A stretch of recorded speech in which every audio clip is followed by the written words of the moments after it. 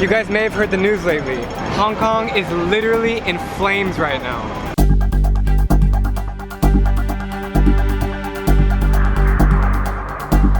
Complete chaos on the streets from demonstrations drawing millions of people.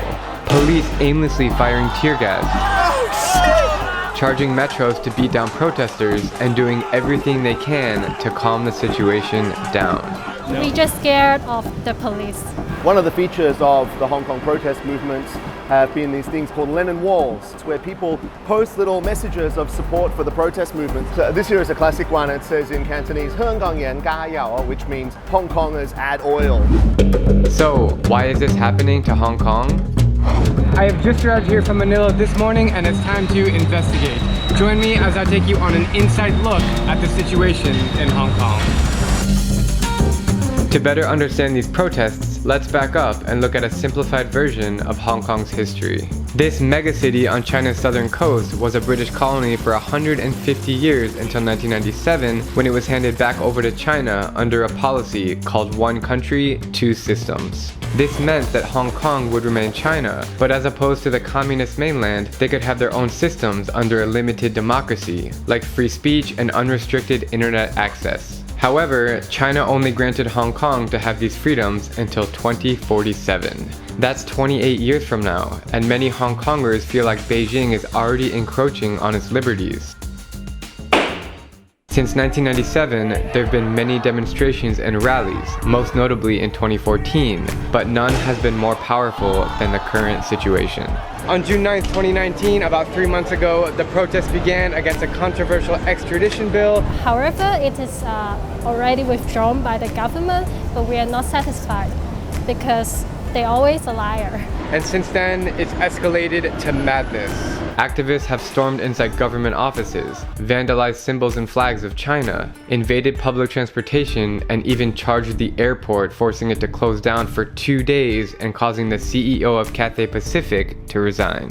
The economy has been going down, tourism has been affected, retail is going down. So we are walking in Soho right now and it is completely dead. I mean, you can hear a pin drop on these streets. So every time a major protest happens, the protesters come out onto this road. All this road is shut down to traffic. They're the barricades, obviously, outside the government offices. If you saw the footage of the water cannon shooting at people, it was from right behind those barricades. Oh, they're filled with water. Yeah, they're removed. Can I get over that? While all of this sounds aggressive and intense, it's actually a lot more peaceful than it seems, considering the volume of protesters. No private property damage, no one's been killed, except unfortunately a few people have committed suicide in cases related to the protests. No violence between civilians, it's mostly between the police on the one hand and protesters on the other. But above all, the single most bizarre thing about these demonstrations is how the marchers have implemented smart and innovative tactics to stay safe from the police. For example, they've learned how to put out tear gas. They use a variety of tools, including traffic cones, water to pour on the tear gas, pellets to put them out, and insanely fast communication to reach the masses. Telegram. There's a lot of different groups out there that just add people into their chat rooms and spread it amongst each other. They use creative hand signals whenever they run out of supplies. Start the call there. Yeah, where they were. The signals would go all the way around to their other side of the street, and then they would pass it one by one. One by one on a human chain. All the way down. When a protest is over, it's immediately cleaned up and left like nothing ever happened. So this photo was taken last night right here at this MTR station. They cleaned it up so quickly, like this green wall is broken glass. It all shattered like last night. It's already all cleaned up. You can see the MTR behind me is working perfectly as it was before.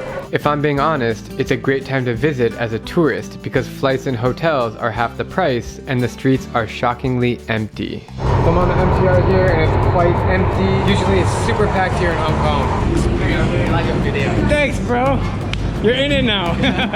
Take it easy, bro. All in all, it's been a wild experience to see what's happening in the skyscraper city, and it's going to leave a long-lasting impact. Hong Kong and the world is changing, and what we are experiencing right now in Hong Kong is a strong reflection and manifestation of many of the trends and ongoing dynamics of the world right now. It's been a very interesting and strange couple days here.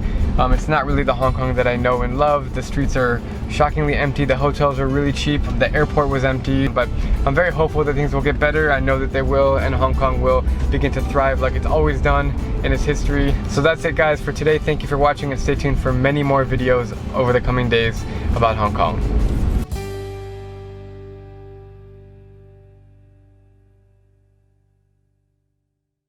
I'm Binsky, and if you like my travel videos, please click subscribe and join me as I plan to visit every country in the world.